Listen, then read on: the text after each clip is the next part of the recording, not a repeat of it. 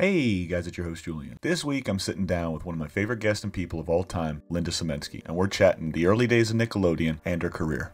I want to give a special shout out to a couple of our patrons that help make this podcast possible. Bill, Brent, Eight-Legged Bird, Patrick, and Jacob. Thank you all so much for your support. It truly means a lot. If you want to become a patron and help support this show, check the show notes below and sign up today. Now, let's get on to my chat with Linda.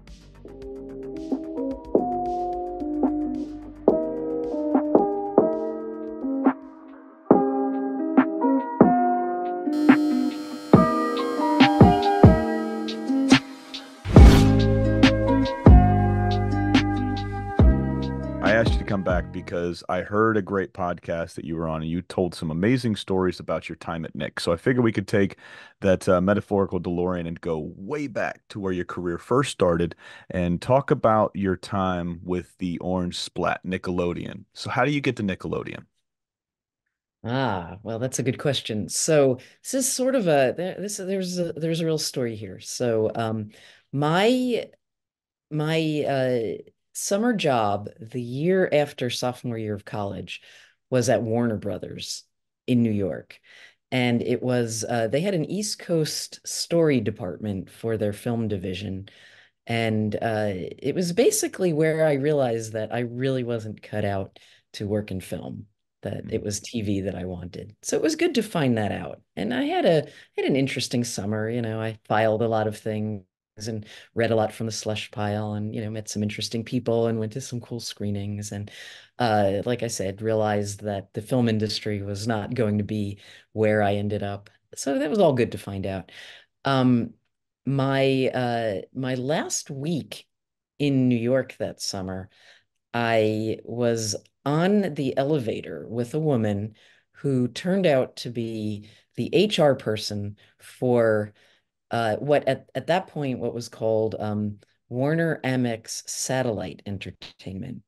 And this was the sort of parent company. It was a joint venture between Warner Brothers uh, and and American Express, believe it or not. And they had a couple of cable channels, and the big one was MTV. And so this would have been the summer of 1983. So the big one was MTV, and then there was Nickelodeon, which was not as big and not as well known, but it was on cable systems. And at that point, Nick was pretty different, but I wasn't even particularly familiar with it because I was in college. But anyway, I got into a conversation with this woman on the elevator and followed her off the elevator when she told me that she was the HR person. And I was like, hey, so next summer, can I come back and intern at MTV Networks? And she was like, well, here's my card, give me a call sometime in the spring. And so I was like, yay. And that was that. But when the time came, I actually, I called her and what she did tell me, she was like, what I have that I really need someone for is there's a producer at Nickelodeon who needs some help from someone a couple days a week. Would you be willing to come in and do that? It's not an internship, it's just like a summer job. And I was like, yes, please. And like I couldn't believe my good fortune. I was going to go work at Nickelodeon for the summer. And so that's what I did. So that was the summer of 84. And I worked a few days a week. Jerry Laybourne, who eventually became the president, she was like director level there. There were like people above her who were, high level, sort of, like sort of advertising type guys who had big jobs doing this. And there are a couple of other people. Anne Sweeney was there at that point, and a couple other random people who would be there for the long haul. Scott Webb was I think just starting that summer. But anyway, so I worked there for a producer who was doing You Can't Do That on Television and Mr. Wizard's World. And it was, and I would go to like, sort of like edits for like they'd acquire a show and they'd get a whole box of masters and they'd have to sort of format them to work on the air and things like that. So I'd go to those kinds of edits. So I really got to experience a lot I was not very uh busy some days, so like I got to do all sorts of things, and there were all sorts of people sort of wandering through. There were maybe 20 people working at Nick at that point, if that many, and that's like all across the company, 20 people. So it's a pretty cool summer. And I had thought, wow, I'd give anything to come back here after college. And then the producer that I worked for and pretty much all the people on her team got jobs in other places in the course of that year. So when I was like calling them to see if I could come back, they were all gone. And and I was like, oh, but then I got a job at Showtime, right? Like maybe 6 weeks after I graduated. And so I got this job at Showtime where I was a department assistant. And so which is a fancy word for secretary. And so I was doing that sort of thing. And that was pretty interesting for a first job. One of the people I worked for was Peter Chernin. So that was he went on to be one of the big guys at Fox, and now he's sort of known in the anime world. I think his company put a lot of money towards bringing anime over. I'm not sure if they were connected to Crunchyroll or not, but some company. I'd have to look that up. But anyway, he was a pretty awesome guy to be working with because he was brilliant.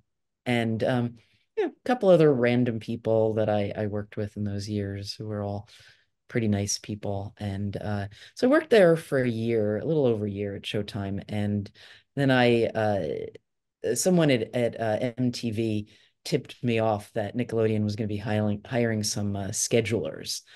And so I applied for a scheduling job at Nick, which was a programming job where you literally are doing the scheduling. It's like Yeah. they give you like, they're like, you can't do that on television. It'll be on at 4 o'clock. And then this other show is going to be on at 4:30. And basically your job was to put a schedule together, work with an ad sales person who would put in all the commercials, time everything out so that it's, started on time, add filler as needed, add promos as needed. Um, a little bit of it was strategizing. Okay, what are we promoting this week? How many times do you have to promote it in the course of a day for a kid to see that promo and, for it to have impact? Um, so there's a little bit of that kind of thinking, but mostly it was just, you get the whole day put together, time it out so that things start on time, and then start the next day. And I remember my login on that computer was Sisyphus, and I remember thinking, that's so accurate. That might be a bad thing. So I did that for it was less than 3 years, but it seemed like a small lifetime. Loved working at Nick in those years. We're talking 86, 87, 88 was when I was doing the scheduling. And then they started talking about starting up an animation department. And I had, from day one, made it pretty clear I really loved animation and would love Yeah. to, uh, would love to be, um, doing something with animation. And so that kind of worked out. And I had like a funny moment that sort of it was just one of those interesting things that I think you'd probably find the story kind of funny. I so after The Simpsons premiered and I saw the Tracy Ullman shorts, I was really curious about the company that did the animation. So I'd never heard of them. And so I was reading Millimeter Magazine, which doesn't exist anymore. It was like sort of an industry trade. And they had a little ad in Millimeter Magazine, and it had a picture of The Simpsons and a picture of the other character who was in the very early Tracy Ullman shorts. And it was MK Brown, her cartoon, Dr. Janice Nigudatu. And so it had pictures of the two of them, and it said, call for our reel. So I was like, I'll call for their reel. And I was like, hi, I'm from Nickelodeon and I'd like to see your reel. And they're like, okay. And they send me their reel and I watched it and I'm like, oh, that's really cool. But I was still just working in scheduling. I couldn't really do anything. So then not long after that, their sales guy calls and he said, Gabor Chupo and I are going to be in New York and we'd love to come by Nick. And so I said, well, I have to confess to you that I'm like the least powerful person in the entire company. So, all I can do is give you a tour. And they're like, oh, that would be cool. And so they came by. It was this guy, Larry LaFrancis, and Larry and Gabor came by. And I just gave them a whole tour of Nickelodeon. And so, but what happened after that is suddenly everyone at Nickelodeon sees me touring the company that does The Simpsons around the building. So like Yeah. they think I'm pretty tapped in. And I was a member of a CFAS, so I knew people in the New York animation industry, but these are the only people I knew from the biz. And so, but anyway, we had this really nice visit together, and I said if I'm ever in a position where I can do anything, if they ever start up an animation department here, I'll call you. And they were like, okay, great, thanks. And so it was probably a year and a half later, they start up an animation department. They hire Vanessa Coffey to run it. And I got to move into it as like the number two person. And so I called Klasky Chupo and they come in and um they pitch like 12 ideas to Vanessa. I wasn't even in the pitch. I was like so low, in the company that I didn't even get to go to this pitch, but they pitched 12 ideas. The 12th one was Rugrats. So that Talk is, about a closer.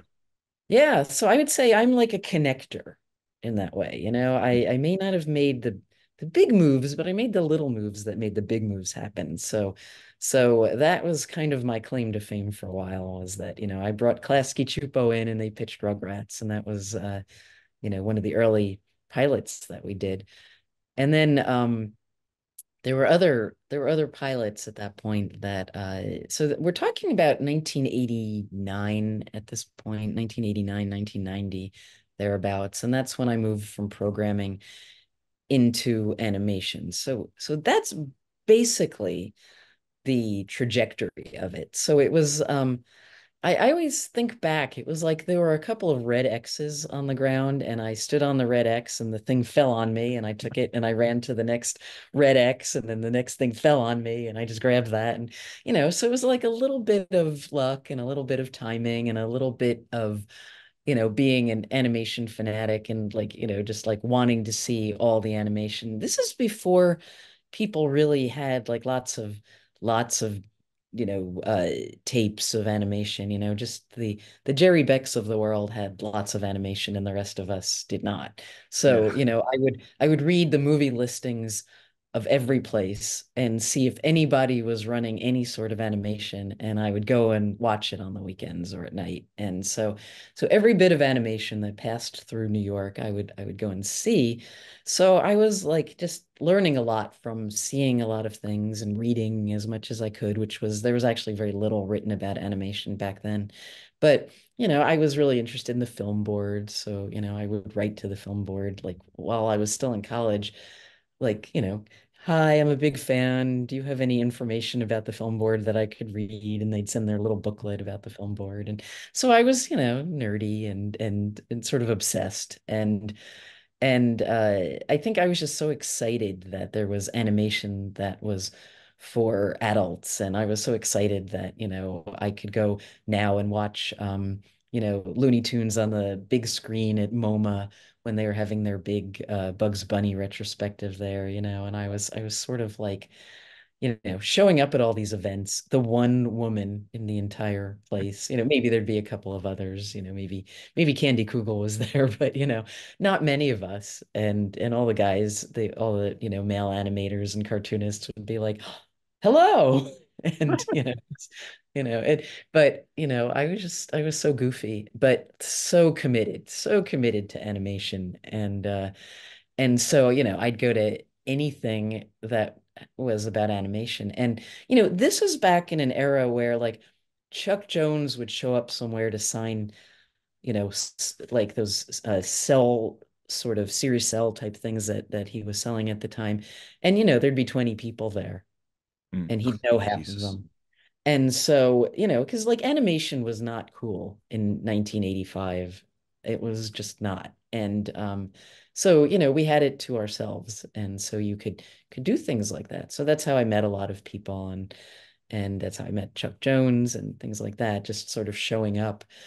And then, by the time that those four major things happened in the late 80s, Roger Rabbit, and Hmm. then and The Simpsons, and Little Mermaid, and Nickelodeon and MTV, which I sort of count as one because it was all coming out of one company, but really two different things. But all of those things happened in the span of a few years. And the animation industry, like Roger Rabbit, just kind of reminded everyone, that they liked animation.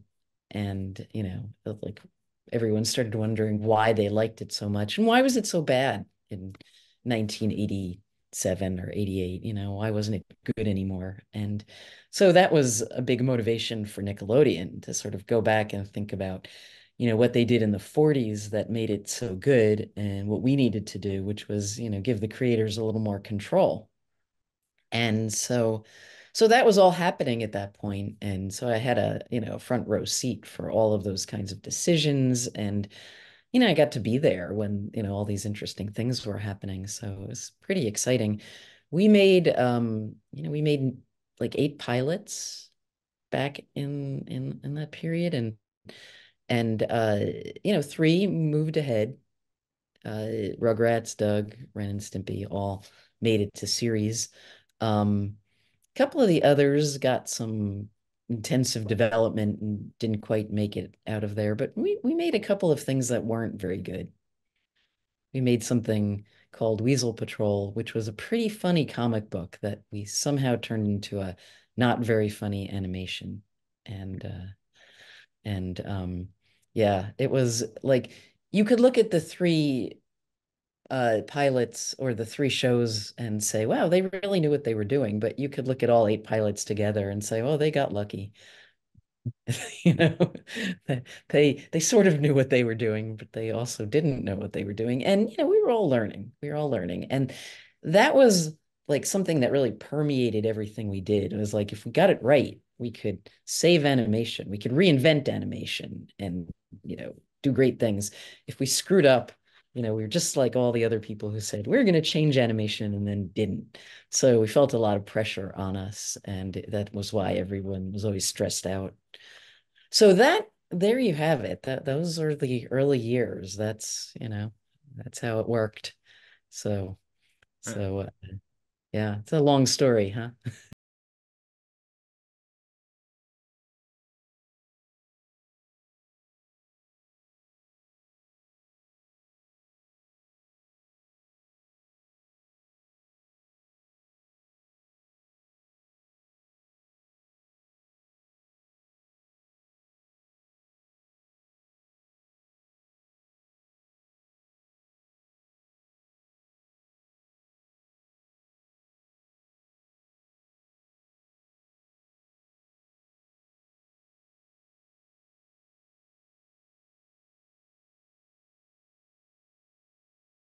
Oh no, I like long stories because when I can sit back and just listen to you guys go, I love it.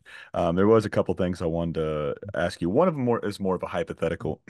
Hmm. Now we've heard for years and years and decades that the 80s were destitute when it came to animation. Like animation fell off. A lot of it was toy driven. It wasn't Hmm. very just wasn't what it would be in the 90s. Now, with that being said, was there a lower bar set at Nickelodeon? Obviously, those three that you had mentioned that made it through that pilot program, Doug, Ren and Hmm. Stimpy, and then Rugrats. I don't know why I've blanked on Yeah. that one. We were just talking about Klasky Chupo.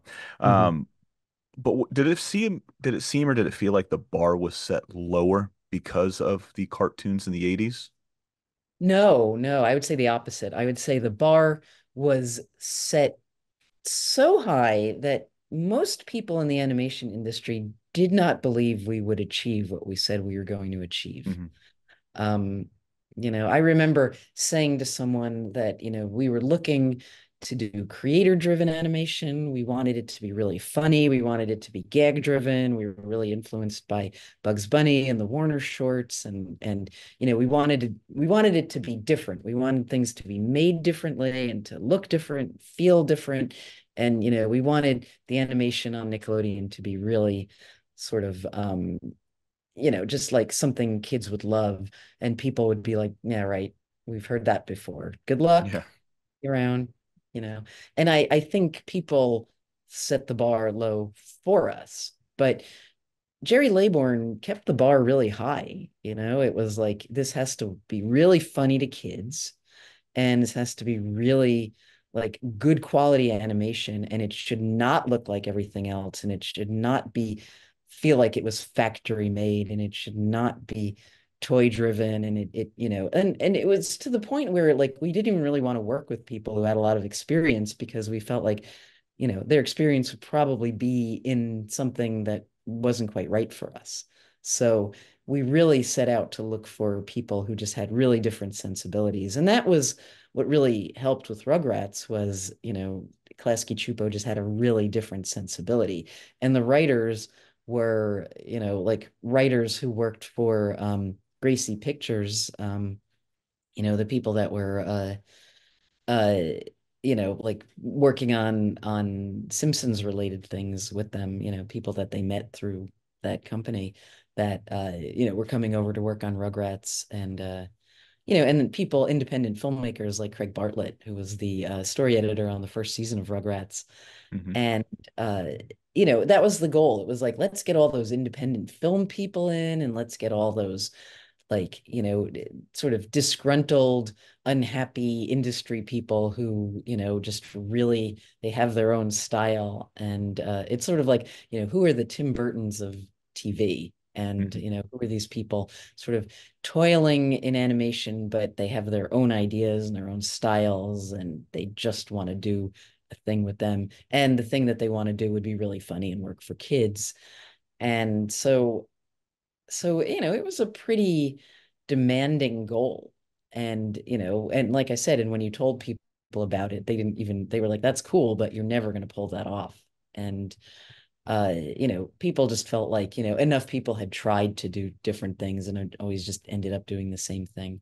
So I would have to say that's what in some ways motivated us the most, was to prove that we were right, that we were going to do this thing that we knew would be good and that it would be great. And you know what? Then when it worked, we were like, whoa, that worked. Like it was still kind of a surprise. I remember we put our shows out there, and Entertainment Weekly gave us an A for all three of them. And then we won an Emmy with Rugrats, and so we really felt like, okay, this is good, this is a good direction. um and and then we just sort of continued to make interesting decisions, and there was a lot of pressure on us. The bar kept going up. It's like, Hmm. once you once you have three shows like that, you come out with a fourth, and there's a lot of pressure on you to have something really great. I think there were people there at the time who did not think that Rocco was going to turn out to be a hit. I think it sort of built slowly, but certainly it has as many fans now as any of the other shows do. Maybe more, maybe more people growing up from that era talk about things like Rocco and Hey Arnold than than they do about, like, some of the others. Um, but yeah, that the bar was high, always very high, exhaustingly high sometimes. Oh, I can imagine. I mean, you guys are trying to change the world. And then when Mhm. Cartoon Network, first started, Ted had bought Ruby Spears, Hanna-Barbera. He bought all those, and it was first year or so, maybe 2 years Mhm. until the original programming started with Space Ghost Coast Mhm. to Coast. It was a lot of, Mhm. rerun channels. Was that Right. ever a thought that Nickelodeon might do within conjunction of the three titles that hit it off with the pilot series? or were you guys always trying to shoot for new original programming? Well, they already had a lot of like old cartoons on the Mhm. air. They ran old Looney Tunes and they ran uh they had a lot of at one point they were running UPA shorts, I Mhm. think. They had the old Paramount short. Like they ran old things. And then there was Nick at Night, and Nick at Night was sort of like our version of running reruns. But there was never any. Well, here's something funny. Nickelodeon was in the middle of making a deal for the Hanna-Barbera library. Really? Um, I don't think they ever ran anything from it because I think then in the middle of that it just kind of shifted and they ended up selling it to Ted. But um but Nick was like gonna run a bunch of Hanna-Barbera shows. Oh, what a world that would have been. Yeah. I don't even have like super vivid memories of all that. I just have this vague memory of that happening where they were making that plan. And it's they were always sort of a combination of lots of different things. So but yeah, in those later years, they definitely were running like animation that you wouldn't expect to see, like those Paramount shorts. Mhm. That was, and they weren't that good, but they were interesting. Interesting, if nothing else. Now, Yes. I know it's like picking your favorite child, so I'm not going to ask you which of the three you like the most. But was there one that spoke to you? I mean, I'm going to ask you which one you like the most because that's essentially what this question is. But was there one that you felt would that matched your sensibility out of the three that you just fell head over heels for? Well, I liked all of them for different reasons, but Doug was produced in New York. Yeah. So, I went down every Friday afternoon and hung out at the studio, and it Hmm. was heaven. And I got to know Jim really well, Jim Jenkins, the creator of Doug. And I got to know everyone there really well, Yvette Kaplan and, Carol Milliken, people like that who were, passing through on their way to Beavis and Butthead, where they would all eventually go. But I got to know all the people working there and made a lot of friends in the animation industry just through going down there and spending time. So I have kind of a sentimental uh memory of how much fun that was to just Yeah. to be on site where the show was being made. And, they were always really nice when I'd show up. Like I wouldn't even call, I would just show up and, there I'd be. And, they let me wander around and everything. It was kind of it was sort of like like everybody was always very busy because, the deliveries were so tight, but it was an exciting time. And so it was exciting to be able to go see things being made in New York. And I'd go out to LA a couple times a year and, visit Ren and Stimpy and visit Rugrats, and that was always fun. And I would always be doing development everywhere because that's what I was in charge of was development. But I really liked going to hang out at Doug's. So when I see Doug now, I have kind of a memory of all of that, and it was a lot of fun. And the people making it were all really funny. Uh, Ken Scarborough, one of the writers, I always thought he was hilarious. So, I could go and hang out with the writers and, they'd let me hang around. Al Higgins, I think, was there, and this guy Dieter. So, they were just super cool. So I'd go hang out with them or, just whoever was around. There was a background guy that I liked a lot, Michael Zadarozny. He was super Hmm. talented. So I'd go hang out with him. So, all these people, they, because I was the network, they had to be nice to me. But, I just go and see what everybody was working on and, like the timers and the board people and stuff. So I learned a lot about animation just kind of wandering around there because people would always show me what they were working on. So, I mean, so there's a reason why I liked it so much. But, I did enjoy working on that. And then right after that, we did the Rocco pilot, and Rocco got picked up for series, and then we put that in production in LA. But I spent a lot of time out there right after that got started because we were setting up the studio. So we had a lot of stuff that we had to do. So I was out there all the time in LA after that. I got to work a lot on Rocco, probably more than any other show. And so that was a lot of fun too. Yeah. They It's were like figuring it out as we did it. And so again, there it was very emotional. There was a lot of arguing and a lot of things that went wrong, but there were also a lot of things that came together nicely and it was fun. Yeah, I got to imagine. I mean, you could just tell the heart and soul that Jim and his team put into Doug. It just Mhm. oozed off the Yeah. screen. I mean, I'm slimed off the Uh-huh. screen, whatever you want to call it, if you want to stick with the Nickelodeon slime gag. But Mhm. it was there. It was Oh you yeah. could feel it, you could see it, you could hear it, Right. you could just absorb it watching this Well, Jim cartoon. was Doug. Jim was Hmm. Doug. And a lot of those stories were Jim's stories. And a lot of those people were people Jim knew and, important people in his life. And I liked that. I liked that. It was I mean, sometimes the first drafts of the stories would be hilarious, and then they'd sort of get um, you know, a little some of the edgier stuff would get taken out as Yeah. as the edits went along. But um What's the I edgiest can't thing you remember saw? anything. I can't remember anything specific. I just remember a couple of times I read a first draft and I was like, oh, that's gonna get edited, but that's hilarious. So a few of those. Yeah. That's awesome. You had mentioned in a couple interviews that I've heard you Hmm. recently, not recently, it's been a couple years, but you had said you'd wanted to be an animator when you were really young. I think you had actually brought it up on the first time we talked as well. Hmm. With you being able to tour a lot of these studios like Doug and when Hmm. Rocco was going and Ren and Hmm. Stimpy, would you ever get like curious to say like, hey, can I see the pencil and try to do a little bit of a background? Can you show me how to do something like that? Would that itch ever come back? Like, oh, I kind of want to do this again. Well, I'd watch everyone really carefully. I was always delighted at the way they could draw. I remember sitting in a meeting one time and watching Dan Povenmire, who worked on Rocco.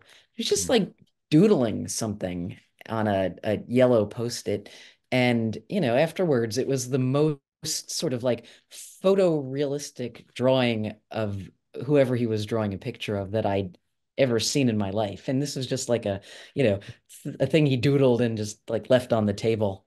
And Yeah, I was like, always in awe of everybody. They were all, you know, everybody was so talented. I was so not talented compared to them. And so if anything, it kind of reminded me that, I made the right decision, but it was still lucky that I'd ended up in working in animation, given that, I had so little to bring to the art form, but I could sort of it was hard for me to explain to a lot of people exactly what I did because, the term network executive just sounds gruesome, but it doesn't sound terribly productive. And, my main thing was development. So that's pretty simple. I would look for things that I thought would work for whatever network I was working for, and then try to work with the creators to kind of, make it perfect and do a pilot and get it to series. And so with the knowledge that, I would probably be picking up, like one out of every 100 pitches that I looked at, some terrible odds like that. Um, I, got used to looking at a lot of things and just looking for certain things, but I would look for those things that sort of make you think, oh, I get where that series would go. That looks like you could tell some really good stories. That seems like a great character. Sometimes you'd have that feeling of, I can't believe that this isn't already a series. That yeah. idea seems so relatable. How is it that this show doesn't exist? And I always liked that feeling. That feeling meant, go for this. And then sometimes you'd see things and you'd think, I've never seen anything like that, but that's a really funny idea. Like Courage the Cowardly Dog was the kind of thing where you think, that's a really funny idea. Hmm. It's like so simple and so funny. And, it was impossible not to be like, oh, what would that be like? That seems just quirky enough that, it could work. So I would look for those kinds of things. And I realized that, that it was sort of an interesting it was sort of like a heightened version of being a fan. It was sort of like, being a fan, being the first fan. You'd Hmm. see these, Yeah. sketches or something, and you'd think, oh, that would make a good show, or that looks really cool. And, and you get all excited. And it was really like, you're the first person to be like, oh, yeah, I want to make a show out of that. And so no, I never really like there were times where I wished I could draw better watching people draw. And there were times where I just see them effortlessly draw something complicated and think, oh, they made that look kind of easy. I wonder if I could do that. And the answer is no, no, I couldn't. But so it really, if anything, just gave me more respect for people who could draw and people who could animate and people who had the patience to stick with it. So I just mostly felt like psyched that I could be there. Like I could be Yeah. part of it, having so few skills and, just being a big fan with a job. I thought, wow, this is awesome.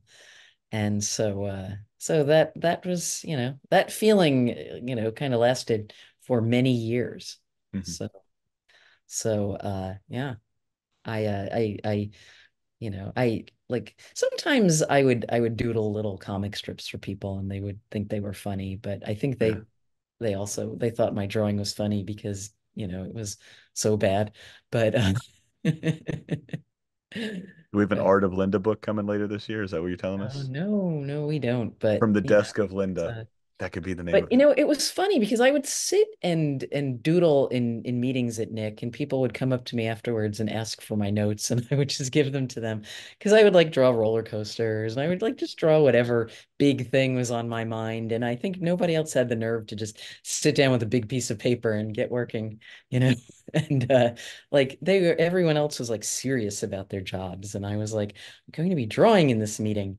And so I would sit and draw a lot, but like it wasn't like the way they could draw at an animation studio. But as a network executive, expectations were low for our art, so I could get away with it. And I've heard other people tell stories about me sitting in meetings and drawing, and they're pretty funny. So that's, I have limited recollection because I think I was very conscious of the fact that, I was no longer the stellar employee I wanted to be. I was just like somebody sitting there drawing during a meeting and not supposed to be. But it kept me focused. You know, I have I have I have been cursed with a short attention span, and it's definitely made sitting in long meetings hard.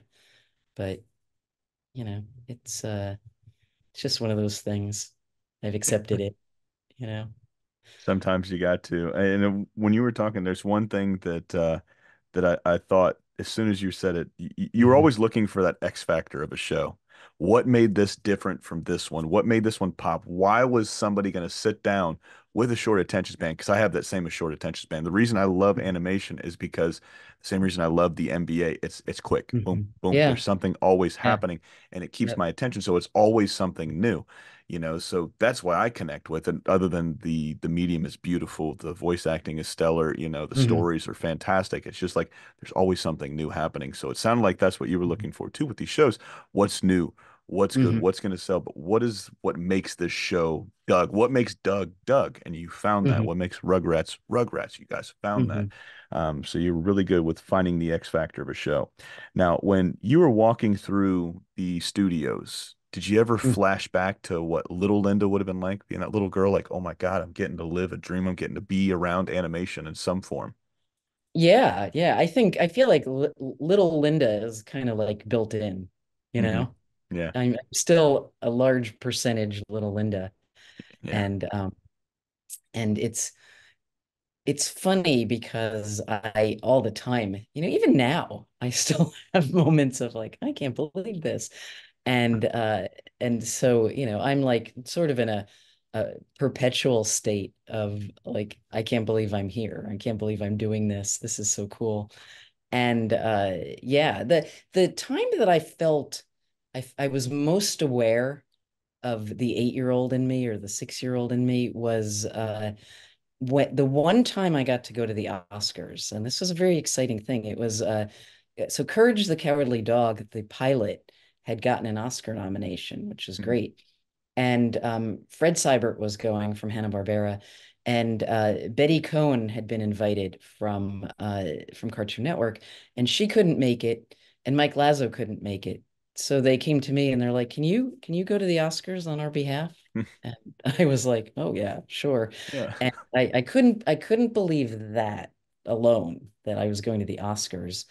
Um, but the big excitement would come later, which was Turner was there for two things. One was Courage. The other was the Turner Films had produced a documentary about Hank Aaron. Hmm. So the head of Turner Films was there, and Hank Aaron and his wife were there.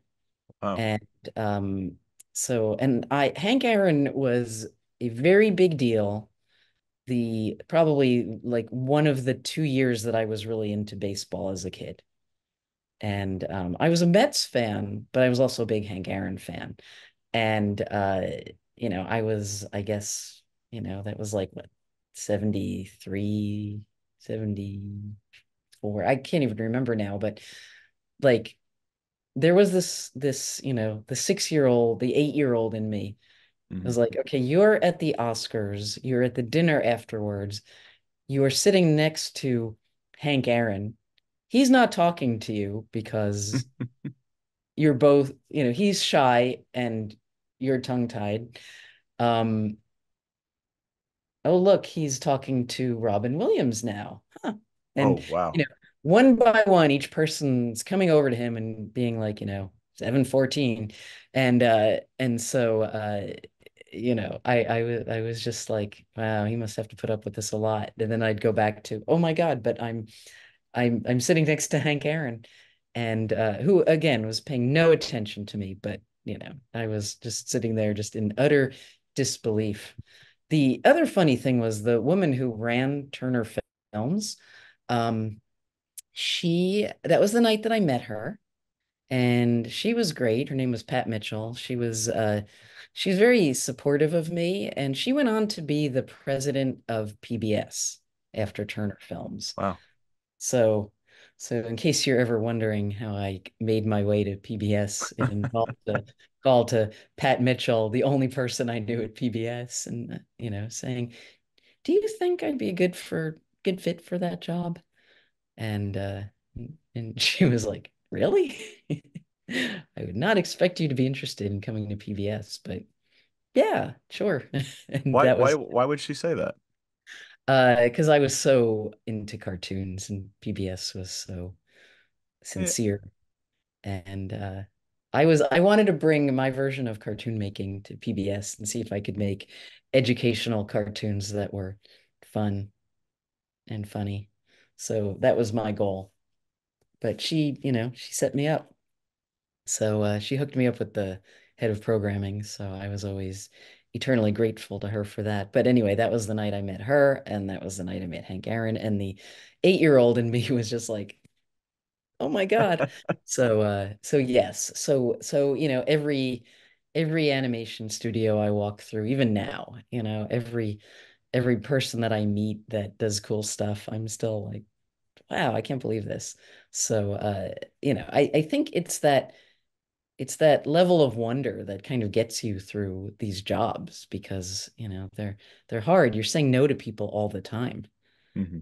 And you want to say yes, you like these people, but you can't. You have to say no to most of them. So yeah, and even now, working in tech, I'm still like you know kind of amazed by some of the things I've witnessed, like that. Yeah. I know people who can do the magic that engineers can do. Yeah. Engineers It's, and animators are actually pretty similar in a lot of ways. yeah, how so? They have that sort of just kind of single-minded. kind of like, I'm going to do a thing that's really hard to do. I'm going to, in animation, it's like, I have an idea and I'm going to make it so. I'm going to take the thing in my head and Give it life. yeah, make it move. And if you've ever like seen something and you've tried to capture it and do something with it, that's not easy. So so I think, engineers have that same skill. They think something up and they say, okay, I'm gonna write something up. I'm gonna write up a program that can do that. And it's that same sort of bringing life to, something that was just a thing in your head a few days earlier. So very similar. I've tried to do both and I've failed at both, so I can agree. They're very similar. Yeah, yeah. But I couldn't agree more, man. They both put in something that they see up here. It has to run down that arm and onto a piece of paper or a computer screen. So a lot of Right. similarities. Yeah, yeah. Um, with Speaking of you having to say no to a lot and very rarely does you get to Hmm. say yes, it's only reserved Hmm. for the best of the best. Was there any studios that told you guys no that you wanted very, very badly to come over to Nickelodeon when you guys were starting? There were always people that I really wanted to work with who were busy working on their own films or busy working on their Hmm. own things, and I never got to work with them. Cordell Barker, I think, was sort of like my number one person I wanted to work with. He did the film The Cat Came Back for the National Film Board up in Canada. Hmm. He was a Winnipeg-based animator, and I loved The Cat Came Back so much that I was always trying to do something, trying to get him to like work on do his own pitch and things like that. Uh, I think I got him to do some character designs for something once, but we weren't able to use them in the end. But he was someone I really wanted to work with, and there were other people too. Um, just like a lot of I remember uh, Vanessa convinced me to send Bill Watterson a letter Hmm.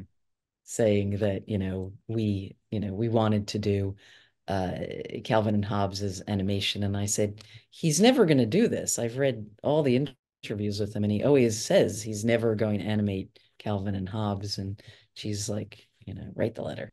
So so I did, and yeah, he wasn't interested. And then I remember uh just talking to a lot of different people in comics, and a lot of them weren't terribly interested in doing animation.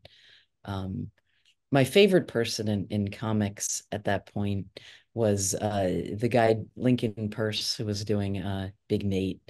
And Hmm. I said to him at the time, I said, I don't think we want to take Big Nate because whatever it is, I think we'd want to own it. But do you have any other ideas? And we did a pilot with him that I thought was really funny. But we ended up doing a second pilot with him, and then I think Cartoon Network even did more pilots with him after I left. But like I really wanted to work with him, and so when Big Nate ended up at Nick, I was like, well, that's full circle because it was at Nick that I was introduced to his work back in the very early 90s and thought, okay, I really like this guy. He's clearly influenced by old cartoons. I'd like to work with him. And I did love working with him. So I'm glad Big Nate worked out and, went to Nick. It kind of felt like it was full circle. So that was kind of cool.